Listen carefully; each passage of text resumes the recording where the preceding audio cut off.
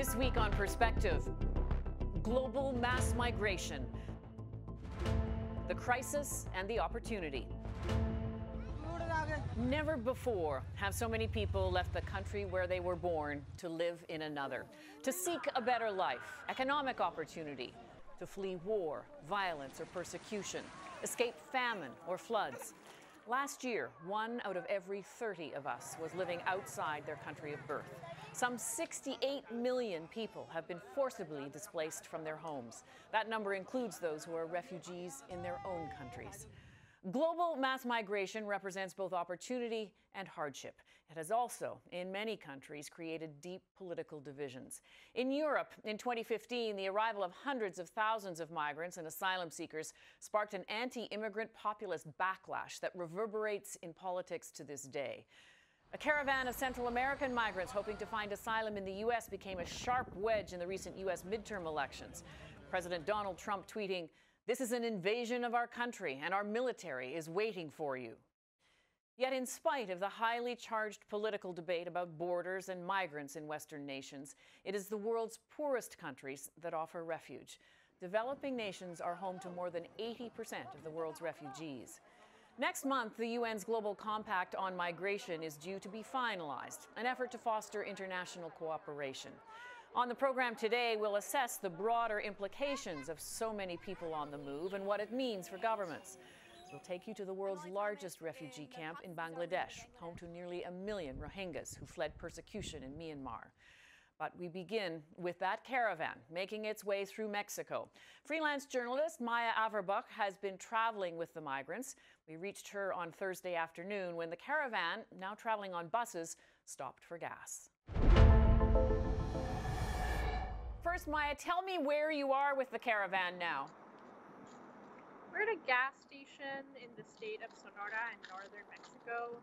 You can see a series of buses behind me. Those are buses that are being used to transport the migrants to Tijuana, which is the point at which all of the members of the caravan are planning to congregate. And how far away are you now from Tijuana then, roughly in terms of time or mileage? I believe it's at least 15 hours. A large portion of the caravan has already arrived in Tijuana. This is the middle portion, and there's some people who are still behind me. And so there are a series of buses that are going at a time. They are donated by state governments. And in the last few states, the governments have said that they were either unwilling or unable to create spaces for the migrants to stay, shelter spaces as in other cities. And so instead, they've provided them with buses to advance pretty rapidly towards Tijuana. Tell me a little bit about the people who you're traveling with. What has motivated them? So the majority of the group is from Honduras, but there are also people from Guatemala, from El Salvador, from Nicaragua, and from other countries. Many people are fleeing situations of extreme violence where they have had family members be killed by gangs, where they've faced political threats. Others are fleeing because they can't manage to find a job that will help them support their kids, and they talk about the high prices that they faced in the last couple of years. And so these are people who have lived very difficult lives and see getting to the U.S. as one way to change that, and so far have been unwilling to turn back.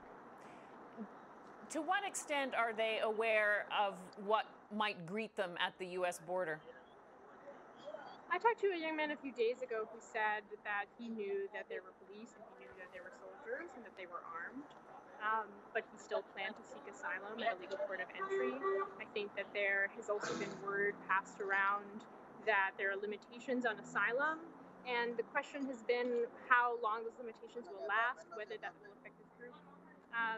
Most people, I think, really see getting to the border as their main goal, and then think they'll figure out what to do once they're at the border later, whether that means seeking asylum, whether that means staying in a city like Tijuana to work for some time, whether that means requesting help from relatives, or any of the following.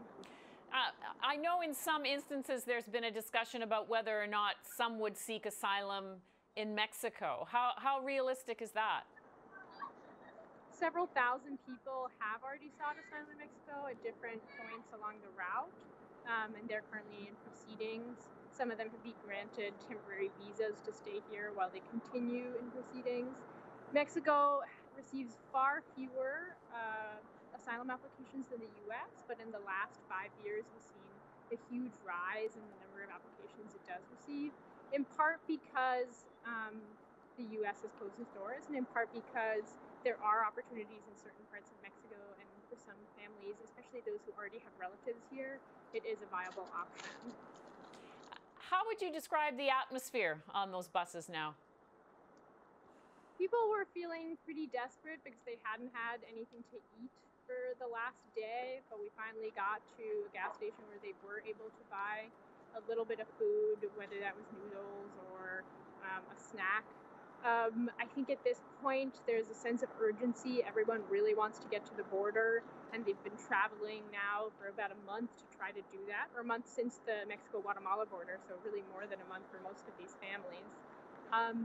And so, especially for those families traveling with small kids, it feels incredibly exhausting. But I think that the end of this part of the journey is near for them, and there's a sense of relief that comes with that.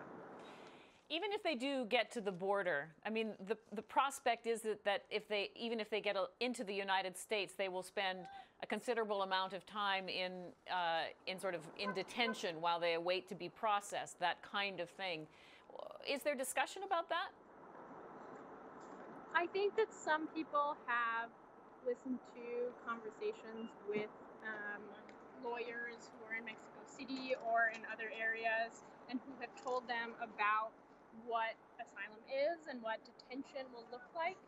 And many people have said that that is discouraging, and they wish that there were better news for them. But nothing is certain, right? They're not certain that they will be tamed. They're not certain that they will be separated from their kids.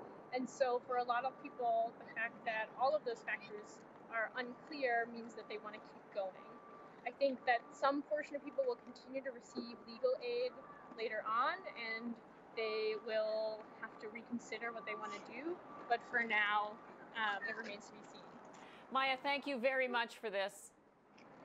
Thanks for having me.